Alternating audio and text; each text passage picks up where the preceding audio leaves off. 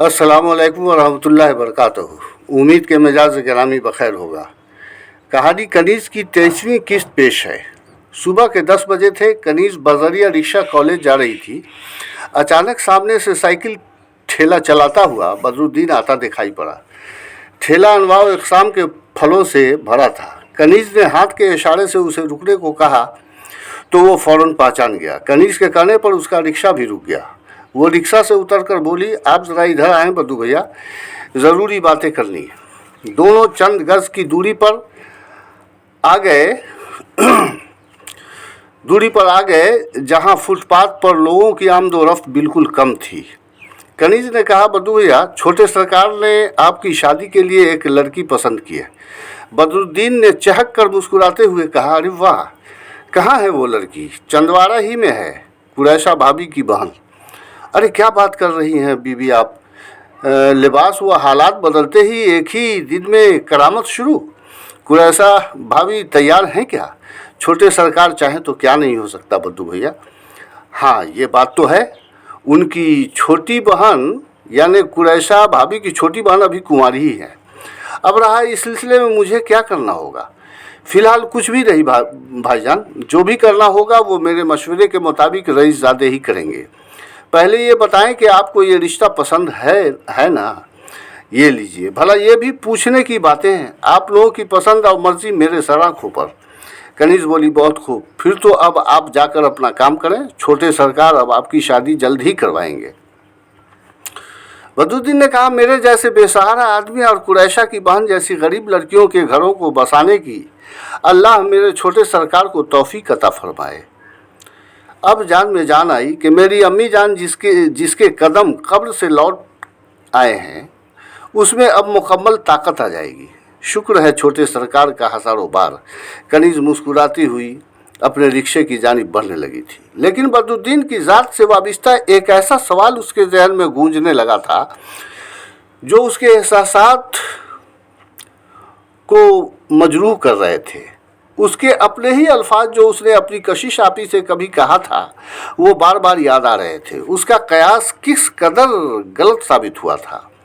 खैर, दोपहर 3 बजे जब वो कॉलेज से वापस आई तो देखा कशिश फर्श पर नीम दराज रसाला 20वीं सदी में शाया कोई अफसाना पढ़ रही थी। कनीज़ जो ही कमरे में दाखिल हुई उसने रसाले से निगाहें हटाकर प्यार से कहा, आ गई मेरी रानी। कनीज़ किताबों का बैग टेबल पर रखते हुए एक तवील सांस लेकर बोली, हाँ आप ही आ गई मैं। नौज़ बिल्ला, किस कदर गलतफहमी की शिकार थी मैं। कशिश फ़ौरन सीधी होकर बैठ गई और हैरत से मुस्कुरा कर मुतजब्जुब लहजे में बोली, क्या हुआ? किस गलतफहमी की शिकार थी मेरी बहन? कनीज़ फर्श पर बैठती हुई बोली, छोटे सरकार ने चंद दिन कबल मुझे आपके मुतालिक कहा था कि कशिश बानो तुमसे ज़्यादा अक्लमंद, बाशऊर और साबरा है कनीज़। और उनकी ये बातें सच भी हैं कि आपकी ज़ात पर इतनी जल्दी किस कदर गहरा मुताला कर लिया है उन्होंने कि मुझे मुतनब्बा करने की गरज से नहायत मुकम्मल वसूख से अपना इजहार ख्याल इस तरह कर दिया जैसे उनसे ज़्यादा आपको कोई नहीं जानता हो। आज जो कुछ मेरी समझ में आया है आप ही, उसके मुताबिक अब मैं अपने सरकार की ज़हनी सलाहियत, दूरअंदेशी और कयास आराई की कुव्वतों की दाद देती हूँ। बरसूरत इन तमाम बातों के मद्देनज़र मैं आपसे कुछ पूछना चाहती हूँ। कशिश मुस्कुराकर बगौर उसके सरापा का जायज़ा लेती हुई बोली, जो बातें छोटे सरकार की हैं रानी, उन्होंने मुझे जिस काबिल समझा है ये मेरे लिए बहुत बड़ी बातें हैं, मगर उनकी ज़ात मुक़द्दस से वाबिस्ता कोई ऐसी बात मत पूछना जिसे मैं न तो जानती हूँ और न सुना हो। अब पूछो क्या पूछना चाहती हो। कनीज़ ने कहा, ये छोटे सरकार की ज़ात अक़दस के मुताल्लिक बातें नहीं हैं आप ही, बल्कि दुनियादारी की बातें हैं। फ़र्ज़ कर ले कि कोई लड़का किसी लड़की के इर्द गिर्द तो क्या उसके बिल्कुल करीब रहता आया हो, लिहाजा उसके मिजाज व कैफियत के सबब लोगों को ये यकीन रहा हो कि मज़कूरा लड़का उस लड़की के प्यार में है, मगर जब उस लड़के के सामने उसकी शादी किसी दीगर लड़की के साथ होने की बात आती है तो उसका रद्द अमल क्या होना चाहिए? कशिश धीरे से हंस पड़ी और बोली कि ये तो उन लोगों की गलतफहमी थी कनीज़, जिन्होंने मज़कूरा लड़के को मज़कूरा लड़की के प्यार में होने का यकीन कर लिया। अगर वो वाकई प्यार में होता तो यकीनन वो पैगाम देने वालों से उस लड़की की पैरवी करता और दिगर लड़की से रिश्ते की बात को नामंजूर कर देता। अलबत्ता जिस लड़की के प्यार और मोहब्बत से जोड़कर लोग उसे देख रहे थे, उस लड़की के इनकार की सूरत में वो दिगर लड़की से शादी करने की बाबत गौर कर सकता है, मगर वो भी काफ़ी देर से, क्योंकि जुदाई के गम में यकीनन उसे गहरा सदमा पहुंच सकता है। एक बात और भी है कि अगर लड़के का प्यार एक तरफा होगा तो वो फौरन समझ जाएगा, वरना दोनों अगर एक दूसरे से राज़ी होंगे तो कभी कभी ये भी देखा गया है कि सरपरस्तों के प्रेशर के सबब लड़कियां मजबूर हो जाती हैं, लेकिन लड़का काफ़ी अरसा तक अपनी शादी को टालता रहता है, और जब शादी करता भी है तो कई लोगों की अज़दवाजी ज़िंदगियां खुशगवार नहीं गुजरती हैं। अब रहा तुम खामख्वाह दूसरों का टेंशन क्यों लिए फिर रही हो कनीज़, ये तो बताओ कि तुम किसकी बात कर रही हो। कनीज़ बोली, है कोई जिसने दूसरी लड़की से अपनी शादी की बात सुनी तो मचल कर बोला, इस सिलसिले में मुझे क्या करना होगा। कशिश ने पूछा, मगर है कौन वो, इस पहेली का राज नहीं बताओगी। कनीज़ ने न चाहते हुए भी आहिस्तगी से कहा, मैं बद्दू भैया की बातें कर रही हूँ आप ही। ये सुनकर कशिश बेख्तियार हंसती हुई बोली, ओहो ये बात है। दरअसल देखो, बद्दू अपनी जगह बिल्कुल दुरुस्त है। उसकी ज़ात से मुतल्लिक सबसे पहली गलतफहमी तो खुद तुम्हें थी।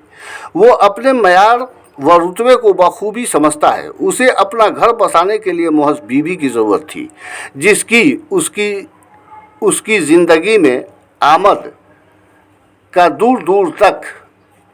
दूर दूर तक उम्मीद नहीं थी, जो तुम्हारे मशवरे के बाद अब लाडले सरकार ने इब्तदा की है।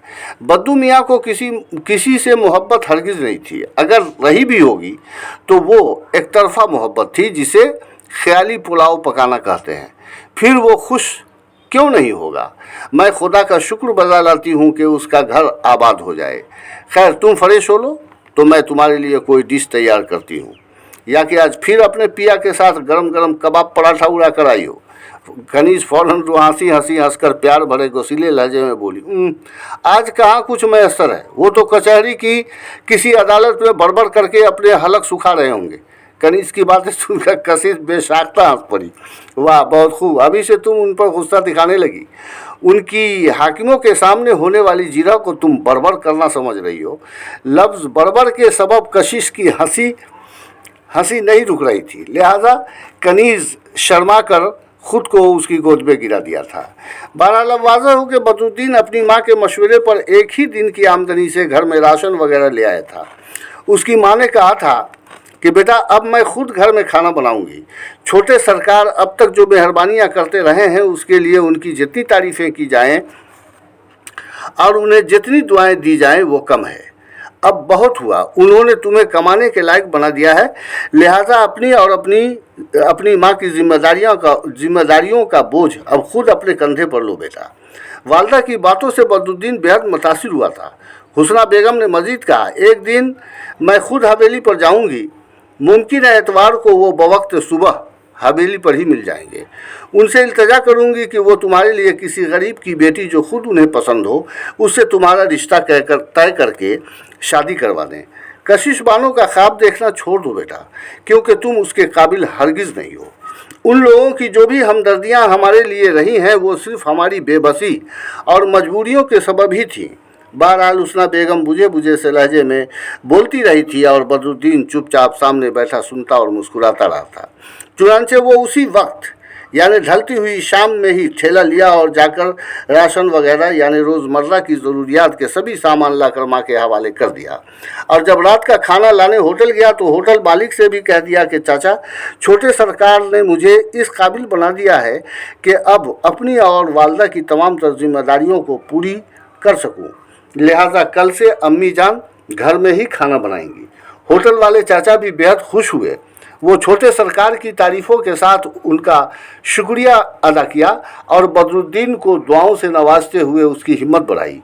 दूसरी सुबह जब वो मंडी जा रहा था, पहले बरमपुरा हवेली पर गया, लेकिन छोटे सरकार से मुलाकात नहीं हुई। वो किसी मुकदमा खसूसी पर तबादला ख्याल करने ऑफिस में दादा जान अख्तर हुसैन साहब से मिलने चले गए थे। बदरुद्दीन के मांगने पर रहीम चाचा ने उसे कागज़ कलम लाकर दी और वो अपनी बातें तहरीरी शक्ल में कलम बंद करके उसे दे दिया। रहीम चाचा ने उसे खुरमा खिलाया, चाय पिलाई और वो मंडी चला गया, जहाँ से मुख्तलिफ फल फ्रूट्स की पेटियां लेकर जा रहा था कि कॉलेज जा रही कनीज ने उसे उसकी शादी की खुशखबरी सुनाई थी। फिर तो उसके अंदर कमाने का जो जोश व खरोश था उसमें काफ़ी इजाफा हो गया था। शाम के 5 बजते बजते सेब, मौसमी, अंगूर, संतरा तकरीबन 3 सेर के मकदार में बच गया था। वो जेल रोड से होता हुआ जब चंदवारा के झोपड़पट्टी में दाखिल हुआ तो शेख समी अहमद के घर के सामने आकर रुका और आवाज़ लगाई, क्योंकि उसका मकसद कुछ और भी था। घर के अंदर सब्जी तराश रही कुरैशा और चारपाई पर करीब ही बैठी नूरायशा चौंक पड़ी। कुरैशा मुस्कुराकर बड़बड़ाई, अरे बदरुद्दीन भाई की आवाज़ लग रही है। बच्चा बच्ची कुरैशा के करीब ही थे, बोल उठे, अम्मा अंगूर ले दो ना। कुरैशा फुर्ती से उठी और आगे बढ़ी। उससे कबल ही उसके बेटा बेटी बदरुद्दीन के ठेले के पास पहुंच गए थे। कुरैशा मुस्कुराती हुई बाहर निकली तो बदरुद्दीन ने फ़ौरन उसे सलाम किया। उसने पुरखुलूस लहजे में जवाब दिया, ये दोनों तस्वीरें आपकी मालूम होती हैं? बदरुद्दीन ने पूछा। कुरैशा जवाबन हंस पड़ी। बदरुद्दीन ने बच्चों को चुमकार कर पूछा, आप लोग क्या खाना पसंद करेंगे? सेब, लड़का फौरन बोला, और लड़की ने कहा, मैं अंदूल खाऊंगी। बहुत खूब, कहता हुआ बदरुद्दीन बाकी मानदा फ्रूट्स ठोंगों में भरने लगा। फिर बोला, लीजिए इसे घर खाला जान के पास ले जाइए। कुरैशा बोली, बाप रे इतना क्यों दे रहे हैं? बदरुद्दीन ने जवाबन कहा, दरअसल नूरायशा अभी बीमारी से उठी है ना, फ्रूट्स उसकी सेहत के लिए अहम ज़रूरत होगी। उसने जो ही निगाहें बुलंद की, सामने गेट पर नूरायशा को मुस्कुराती हुई देखकर उसके दिल में एक अलाव सुलग उठा। कुछ यही कैफियत नूरायशा की भी हुई। बदरुद्दीन ने कहा, 4 पेटियां फलों में बस इतना ही बचा था। बच्चा बच्ची एक एक सेब चबाते हुए फिर करीब आए तो बदरुद्दीन चंगुल के बल उकड़ू बैठकर दोनों को अपनी बाहों में ले लिया और बच्चे भी इस तरह उसकी बाहों में ढल गए जैसे बरसों की पहचान हो।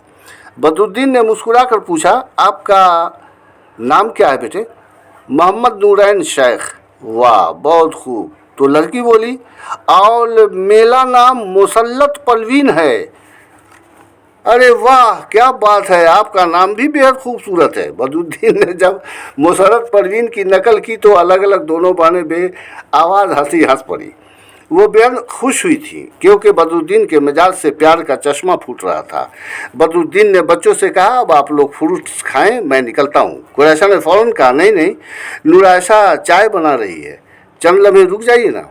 खपरेल दरवाज़ा काफ़ी साफ़ सुथरा था। दोनों बच्चा बच्ची दोनों जानिब से उसकी अंगुलियां पकड़कर सेहन की जानिब बढ़े। उसी असना नूरायशा ने एक पुरानी कुर्सी पर्दे के पीछे से बढ़ाई। कुरैशा ने लपक कर ले लिया और बदरुद्दीन बैठते हुए कुरैशा से एक गिलास पानी मांगा। वो तेज़ी से अंदर गई और दूसरे ही पल प्लेट में चंद बिस्किट और पानी लेकर आ गई। बच्चे उसके करीब ही थे। उसने कहा, ये बिस्किट आप दोनों खाएं, मैं सिर्फ पानी लूँगा और उसके बाद चाय पीऊँगा। कुरैशा के इसरार के बावजूद भी उसने सिर्फ पानी पी और फिर चाय पीने लगा। मियाँ बदरुद्दीन ने पहले ही दिन अपनी फराखदिली और हुस्न अखलाक का झंडा गाड़ दिया। वैसे एक दूसरे को देखकर बदरुद्दीन व नूरायशा की धड़कनें पहले की निस्बत काफ़ी रफ्तार पकड़ ली थी और कुरैशा बानो इत्मीनान बख्श लंबी सांसें लेने लगी थी। एक अहम फ़र्ज जो सिर्फ और सिर्फ कुरैशा पर आयत थी, उसके पूरा होने का वक्त आ चुका था और बार बार उसकी निगाहों के सामने छोटे सरकार व कनीज़ व कशिश का वजूद उभरने लगा था। चुनांचे बाद मगरिब जब वो घर पहुंचा, उसकी वालदा हुस्ना बेगम मुंतज़िर थी। आ गए बेटा, कैसी रही आज की बिक्री? वो मुस्कुराकर बोला, बहुत बेहतर अम्मी जान, एक भी आइटम आज नहीं बचा। हुस्ना भी मुस्कुराकर बड़बड़ाई, अल्लाह तेरा लाख लाख शुक्र है। बदरुद्दीन ने कहा, आज 2 बजे मैं सातपुरा मोहल्ला से गुजर रहा था तो एक कस्साब के यहाँ गोश्त बचा हुआ था, एक सिर ले लिया है अम्मी जान, फल की पेटी में है, लेकर आता हूँ। वो बसूरत बाहर गया और ठेले में ताला लगाकर बक्स में रखा गोश्त लाकर माँ को थमा दिया। वैसे अब बदरुद्दीन ठेले की वजह से बाहर ही सेहन में ठेले पर ही सोया करता था। बहरहाल उसने कपड़े तब्दील किए और माँ की चारपाई पर बैठ गया, क्योंकि वहीं पर उसकी माँ मचिया पर बैठी गोश्त तराश रही थी। बदरुद्दीन ने कहा, अब आपको ब्रह्मपुरा हवेली पर छोटे सरकार से मिलने जाना नहीं पड़ेगा अम्मी जान।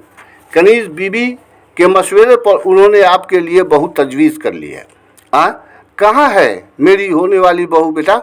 हुस्ना बेगम ने चौंकते हुए हैरत से मुस्कुराकर पूछा तो बदरुद्दीन ने कनीज़ की बताई हुई सारी बातें अपनी माँ को बता दी। फिर क्या था, हुस्ना भी खुशी से मचल उठी थी और अल्लाह का शुक्र अदा करती हुई कनीज़ व छोटे सरकार को ढेरों दुआओं से नवाजने लगी कि अचानक तस्करान अपनी कार से आ गया। हॉर्न बजाई तो बदरुद्दीन इस तरह छलांगे लगाता हुआ बाहर निकला कि पहले उसने चौखट में धक्के खाए, फिर अपने ठेले से आ टकराया।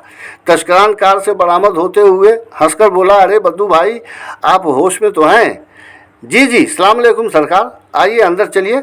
हाँ चलता हूँ, आप पिछली नशिस्त से सामान निकाल लीजिए। उसी लम्हा हुस्ना बेगम भी गेट पर आ गई तो तस्करान ने उसे सलाम किया। बदरुद्दीन ने अपने हाथ में बड़ा सा शॉपिंग बैग और मिठाइयों का 2 अदद डब्बा लेकर छोटे सरकार और माँ के ताक़ुब में अंदर दाखिल हुआ। वो चारपाई पर बैठते हुए बोला, बद्दू भाई, आप सुबह हवेली पर गए लेकिन मुलाकात नहीं हुई, इसका हमें अफसोस है।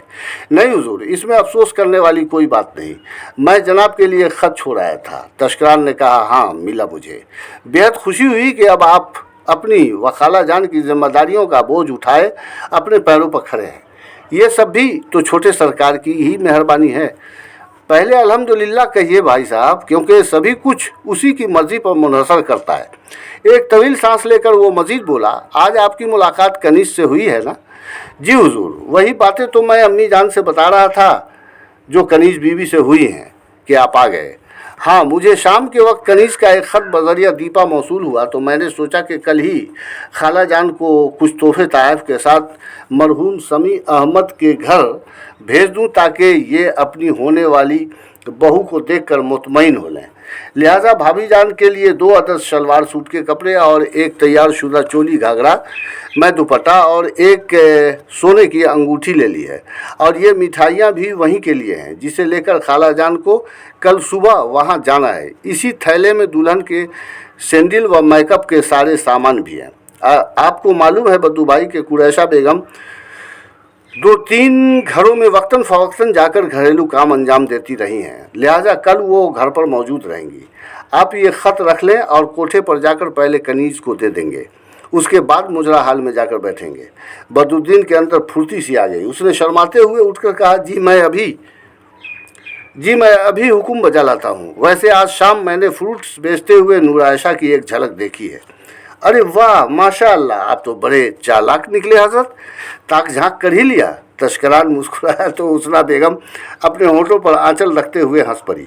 तस्करान चारपाई से उठते हुए लिफाफा जेब से निकालकर बद्दू को थमा दिया और 1000 रुपये हुस्ना बेगम को देते हुए बोला, इस रुपए में से भाभी जान के कपड़ों की सिलाई की कीमत और थोड़ी रकम जो आपको मुनासिब लगे अपनी बहू की मुट्ठी में थमा देंगी। अब मैं चलता हूँ, आप भी जाइए बद्दू भाई। चुनांचे बद्दू भाई और वो तेज़ी से हवेली के बाहर निकल गया था।